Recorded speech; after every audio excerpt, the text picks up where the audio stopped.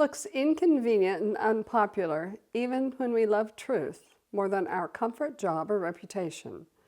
It's hard to watch up called down and down called up while things go sideways in our country. Darkness, division, and chaos called and calls for truth and wise action from all of us. We're on a journey worth taking. Welcome to Truth Talk Wisdom Walk with C.A. Curtis. I'm Carolyn. Does truth matter? Here's my poem to ponder. Words. Where words have no meaning, truth has no voice. Why then do you speak about meaningless choice? When wisdom stands firm with reality's claim, truth alone defines words once again. Who then will choose life? Will you? Even when you do know the truth about your words. So how did we get here? How did naivety, foolishness, arrogance, and fear change words and silence truth? Walking on eggshells, afraid to upset someone or be canceled or silenced. We silence ourselves. Do you? I do. How can we make things better? Truth is a good place to start. I lived through the dismantling of the ideas that once united us, ideas that still bring people to our country. I remember when we, as a nation, cared more about the color of our blood than the color of skin. I remember when character and truth mattered more than feelings. That's how I was raised at my home. There's a children's story about an emperor, which was old when I was young, and is still mentioned today. Perhaps you heard it before, but it's a good story to repeat for every new generation. And I have given it my own little twist, so this is my version. Once upon a time, strangers claiming to be weavers came to the capital city. A lot goes on at the capital. The emperor, who loved new suits, changed every hour and could care less about what happened in the hearts and homes of others.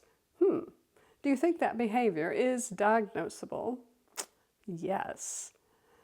Anyway, the clever weavers promised him a unique suit invisible to people unfit or of simple character. Since he would know the wise from the foolish, the emperor paid the men from the treasury, probably with tax dollars, and they set up a new loom. Time passed and the emperor became worried about his own fitness, so sent his faithful wise advisor to check the weaver's progress. Staring at the loom, the advisor doubted his fitness and repeated what the weaver said about the patterns, the colors, and their unique cloth. He was soon joined by other wise advisors doing likewise. Finally, the emperor and his officers came in and stared at the loom, doubted themselves, yet praised the cloth. With orders to make the suit, the weavers kept the lights on late and soon told the emperor they were finished. Pleased, he returned, undressed, and was clothed with great ceremony. Thus attired, the emperor paraded his royalty throughout the capital. Wide-eyed subjects lined the streets, eager to see the suit and perhaps eager to know the wise from the foolish. Who wants to be a fool? So in unison they cheered loud and long about how beautiful, magnificent, charming, and excellent his suit looked. And the parade continued for some time, until one small child, shaking his head in disbelief, yelled above the noise, "But the emperor has nothing on at all." Of course, we knew where the story was going. The truth was in plain sight. Their emperor was marching along in his underwear. Truth spread throughout the crowd like a cool summer breeze on a hot, humid day. Soon they all agreed, perhaps embarrassed. I kind of hope so. Yet the emperor continued on with dignity as if the lie were true, and his entire staff pretended as well. Today I'll update this story a little more to set things straight or more crooked, that afternoon protective services removed the child from the dangerous home and gave the emperor guardianship. Sensitivity training soon remediated the child's serious problem. The stubborn parents accused of subversion, inciting riot, and terrorism were banished to the dungeon without due process. The fake weavers sued for discrimination, won in a speedy trial, and were awarded the parents' property down to the last penny. Media commentators spun the news 24/7. The people, law-abiding fast learners, watched in silence as a fortuitous, unintended consequence, and to the delight of pagans, voyeurs, and pedophiles everywhere, the new fashion trend took hold.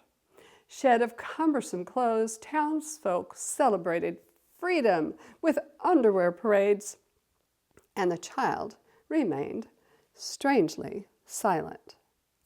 How are we silenced? Remember, truth will only be hidden by cloth woven from thin air if honest people are silent.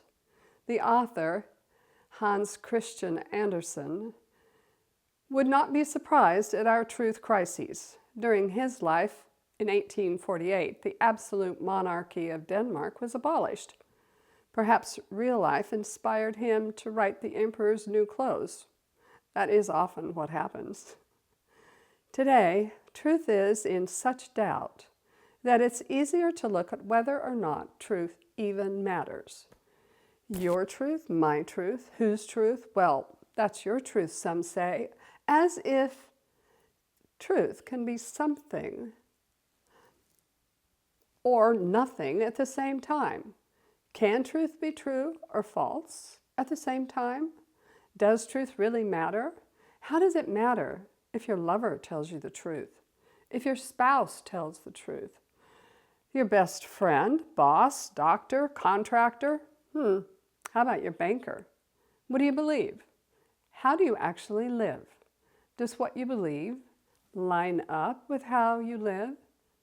Do you lie and expect others to tell you the truth? True or false? Food for thought. Truth is one thing and opinions another.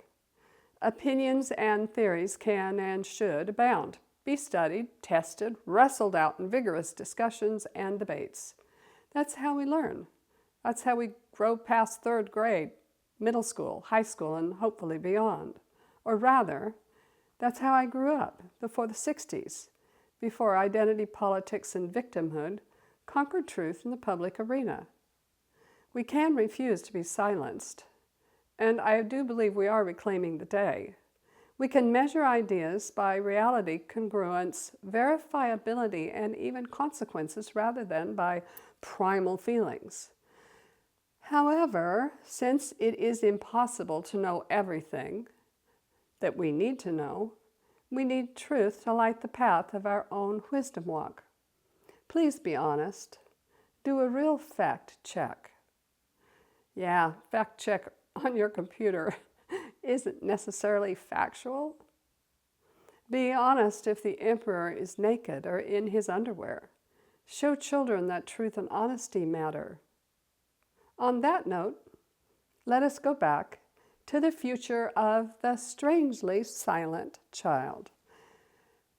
12 years later, following the death of his royal guardian, the newly crowned young emperor set about setting things straight. In his silence, while growing up, the library was a refuge where literature, history, wise teachings, and other important subjects were at his fingertips. As he observed the unintended consequences of immorality, paganism, the sensitivity training wore off, replaced by curiosity, knowledge, and wisdom. And when he remembered his parents' loving care, he befriended the royal guards and secretly sent funds from his allowance.